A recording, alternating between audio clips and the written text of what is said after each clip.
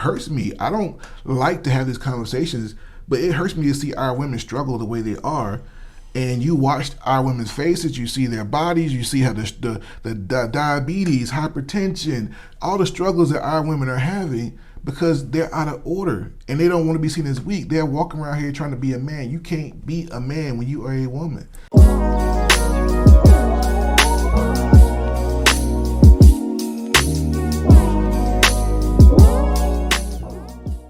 Hey guys, back with another video. Enough said.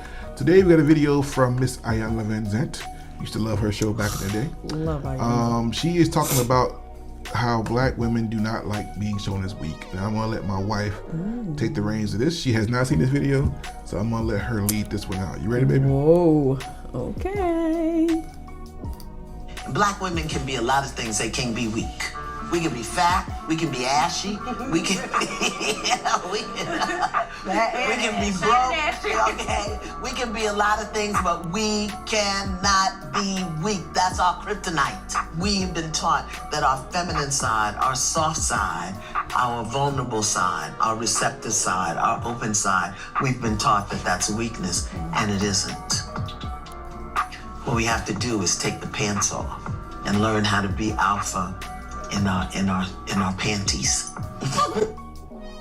Well, go ahead, wife. What do you think about that? As a black woman, what do you think? Oh, that is so true. I talk to women about this very subject very often, whether they're our clients, family members, coworkers, friends, whatever. And that is true. It is ingrained in us as black women that to show weakness is, the feminine side is actually showing weakness. And to do that is, oh my goodness, that's like our demise. Like, you can never show weakness. You always have to show that you're strong. You always have to show your strength. And it's to the point now where there are women that have a hard time even being in touch with their emotions. They hate to allow themselves to cry or to show that they're becoming emotional. So that's why we have so many issues with really understanding what being in our feminine energy is and being feminine women. We do all this external beautification, but then we're pretty dudes. I like to call women like that pretty dudes. Like, we walk around with this adornment on, and you look at us and we look feminine, but the energy that we actually exude is very masculine, and we have a hard time with that. Like I said, I've seen this before time and time. Any black man watching this understands exactly what we're talking about here. Where does that come from, though? Like, what is the origin of this superhero black woman who can do no wrong and is beyond reproach? Like, where does that come from? I've read and heard that slavery was part of where it may have originated from, when the men were actually removed from the families and the women were sold different. Yeah. And mass incarceration. Yeah, all of that. But I think it's more than that. I think it's so much more than that. Yeah. There's something more insidious at work here. I know in my family, and not just my family, but a lot of families, a lot of women, we sacrifice the financial security that we can get from whether it's a man or even our own independence. We prize money over everything. We do. We want possessions and things and status and power. And then when you have the feminist agenda added into all of this, now we want power and control. Yeah. So I think we have like this snowball effect that's been happening for a long time. I agree. And women now have gotten to the point where men are optional because there are government agencies that we can turn to if we need something. We're in control of the family, whether we want to have children or not. We're controlling the relationship itself. If we're married, if I want to stay married, most women are the ones that are initiating and even filing the divorces. So we're in the driver's seat in a lot of arenas in our life. There's a lot of history behind this. There's a lot of histrionics and a lot of reasons and the things like this that come down to it. Radical feminism definitely took the black woman on a ride that she didn't necessarily know what she was getting on, and it kind of ruined a lot of things. It started to break down the family.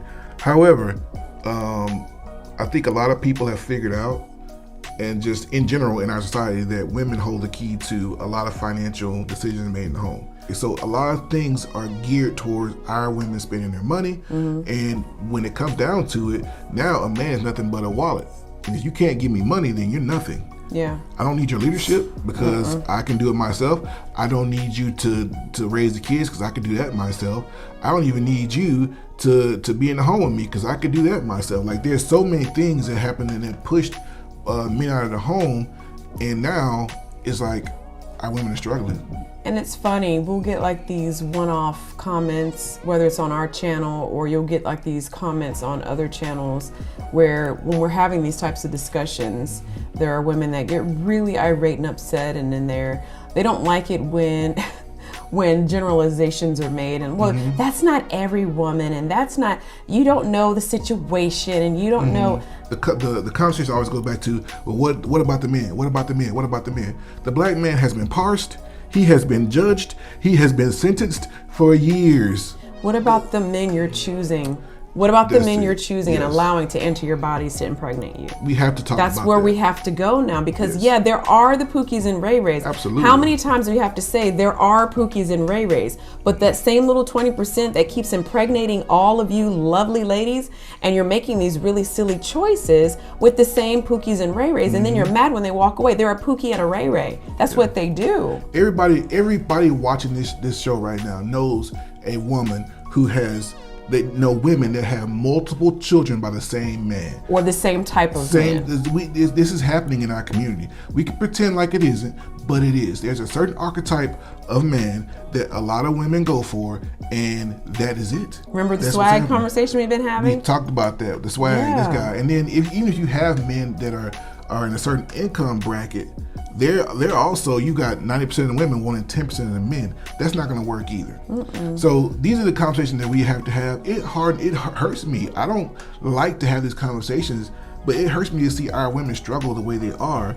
And you watch our women's faces, you see their bodies, you see how the diabetes, hypertension, all the struggles that our women are having, because they're out of order and they don't want to be seen as weak. They're walking around here trying to be a man. You can't be a man when you are a woman. I have 3 sisters, a wife, a mother, and a daughter who I love very, very much.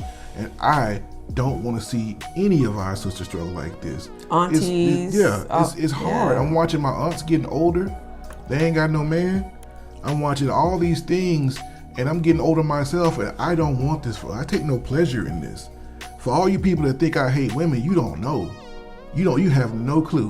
And for y'all to don't think I get on the men, have a man book a coaching appointment with me and see. If you think I'm raw with y'all, you ain't seen nothing. But my heart goes out to you guys, being raised by a single black mom and missing my father and missing out on certain things and watching my mom deteriorate before my eyes. I've seen this firsthand. I don't want this for y'all. No. I don't want this for my sisters.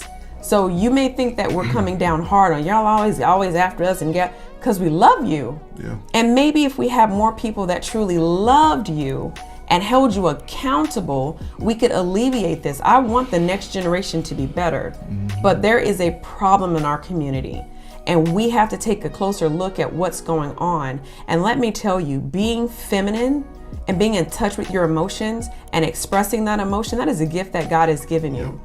And it is not weakness. It's actually strength and courage to be able to feel something, to cope with it, and to process it.